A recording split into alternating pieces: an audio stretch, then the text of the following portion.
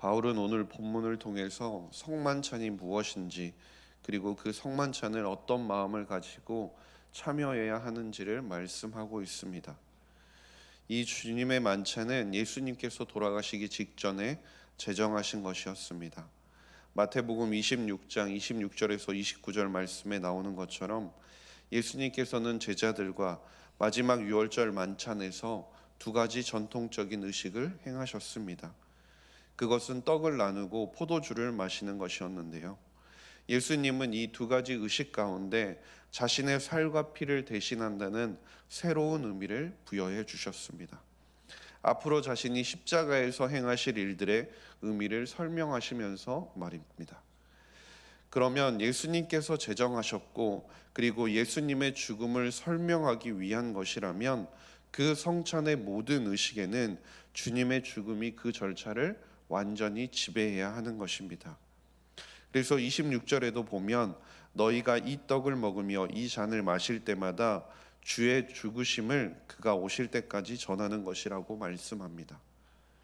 주님이 다시 오실 그때까지 그분의 죽으심을 공적으로 선포하는 것이, 이것이 성찬의 의미라는 것이죠. 이스라엘 백성들은 출애굽 직후부터 지금까지 오로지 옛 언약을 통해서만 하나님 앞에 나아갈 수 있었습니다. 제사장과 제사 제도를 통해서 말이죠. 그런데 이 짐승으로 드리는 제물은 그 피 자체가 죄를 완전히 제거하는 것은 아니었기 때문에 제사는 날마다 그리고 해마다 반복될 수밖에 없었습니다. 그런데 예수님께서 이 땅 가운데 오시고 유월절 어린 양과 같이 죄인을 대속하여 주셨습니다. 우리에게 생명을 주시기 위해 자신의 몸을 찢고 피를 흘리시고 십자가에 죽어 주셨다는 겁니다. 출애굽 이후 시내산에서 맺었던 그 옛 언약을 통해 이스라엘이 하나님의 백성이 되었듯이, 이제 예수님께서 십자가의 죽으심과 그리고 그 부활을 통해서 구약의 선지자들이 예언했던 것처럼 새로운 하나님의 백성을 세우는 새 언약의 사건이 성취되는 것입니다. 또한 히브리서의 말씀처럼 예수님의 이 희생제사는 두 번 다시 반복될 필요가 없는 영원토록 유효한 제사였던 것이죠. 이처럼 유월절 양이신 예수님의 피 흘림을 통해 유대인과 헬라인, 그리고 부자와 가난한 자, 남자와 여자가 전혀 구분 없이 죄 사함을 받게 되었습니다.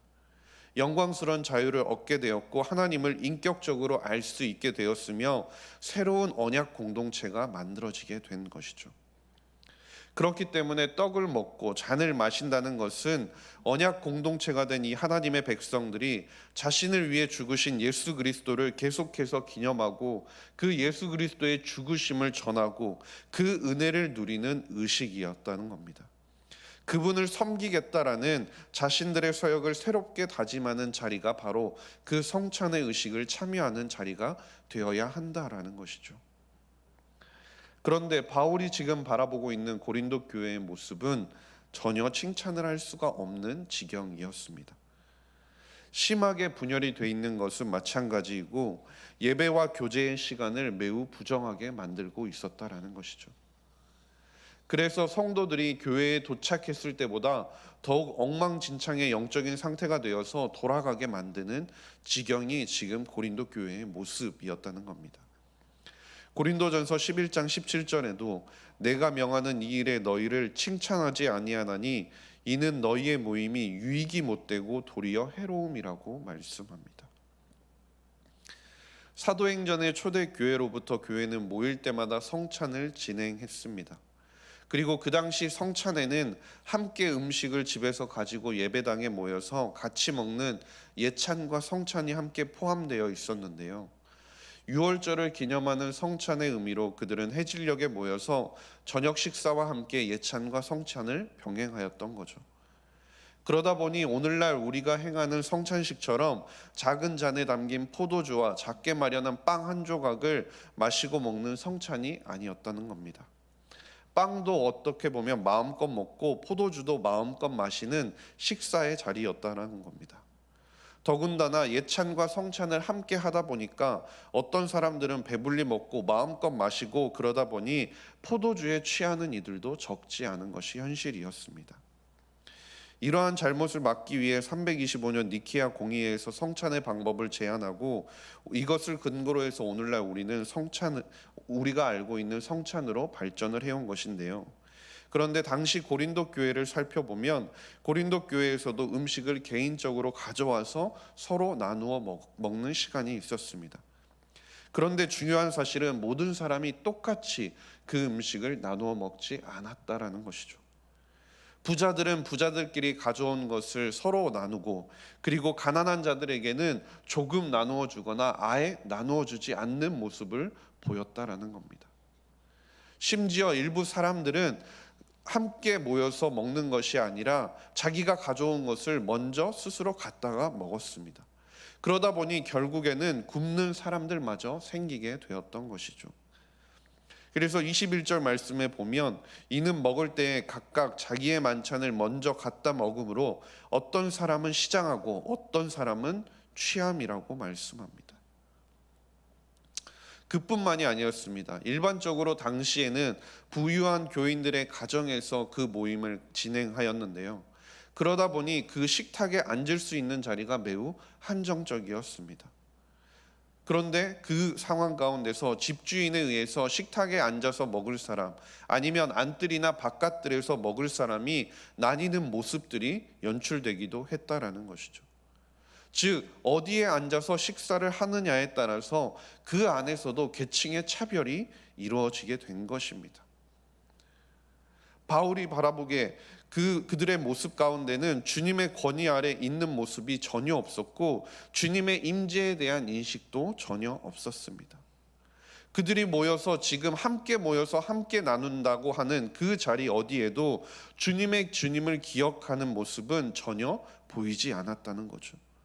그저 그들의 모습 가운데는 자신의 굶주림 그리고 자신의 목마름을 해소하는데 훨씬 관심이 많아 보였다라는 겁니다.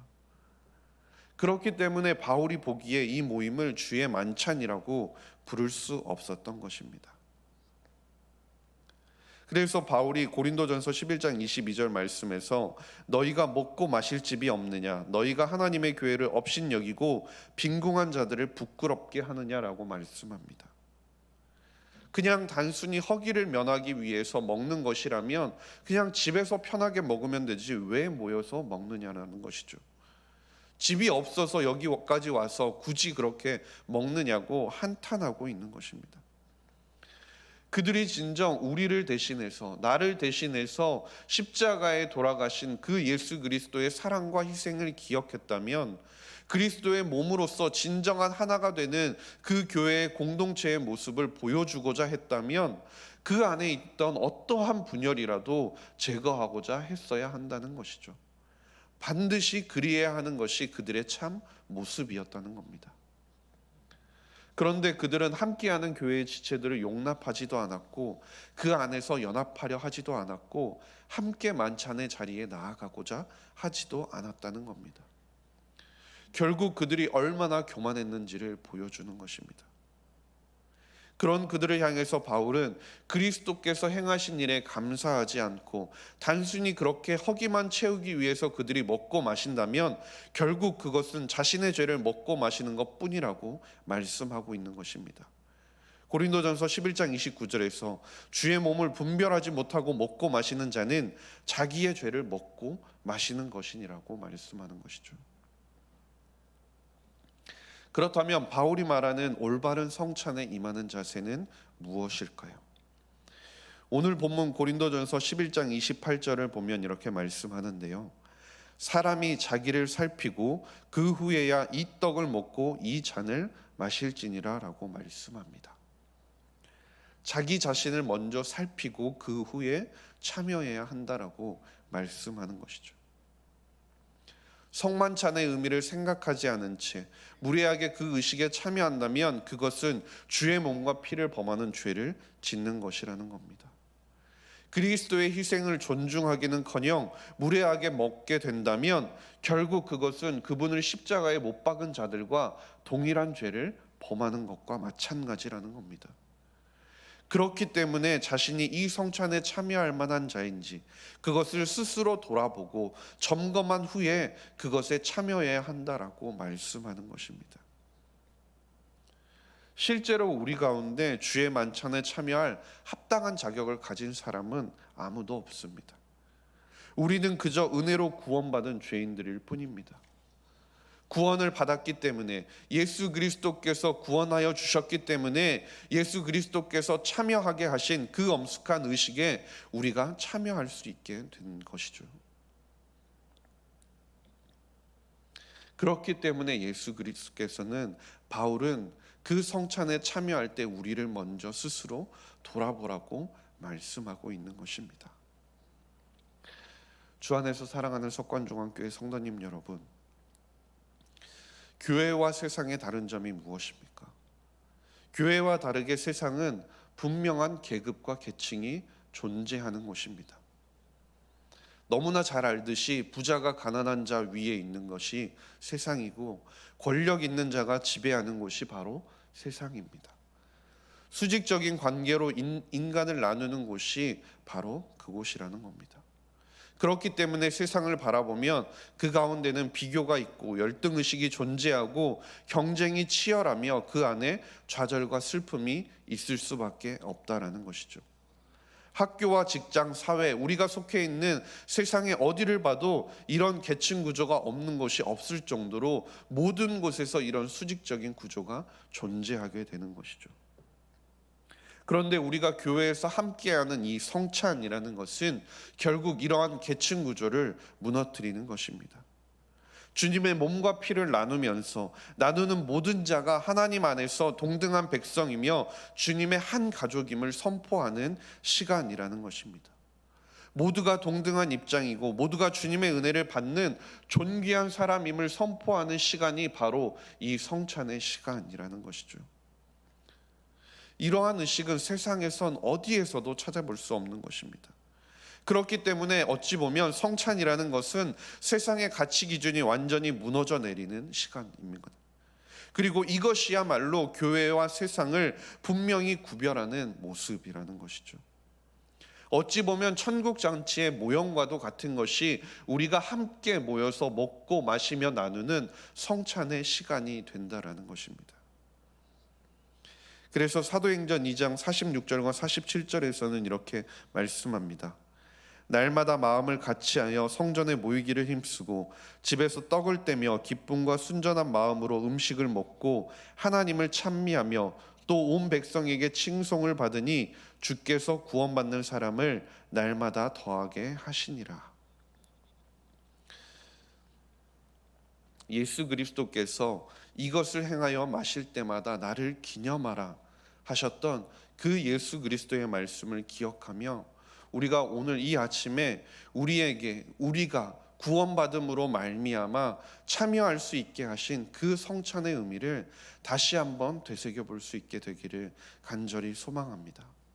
새로운 언약 공동체, 새로운 언약을 통해서 하나님께서 하나님의 백성 삼아주신 그 언약 공동체인 그 교회 안에서 모든 성도들로 말미암아 더불어 하나가 되고 그 가운데 모든 구별을 제거하고 주님의 사랑으로 하나 되어지는 석관중앙교회와 그리고 모든 성도님들이 될 수 있기를 주님의 이름으로 간절히 소망합니다.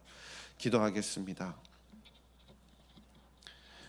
하나님 아버지 감사합니다. 오늘도 우리를 예배의 자리로 불러주시니 감사드립니다.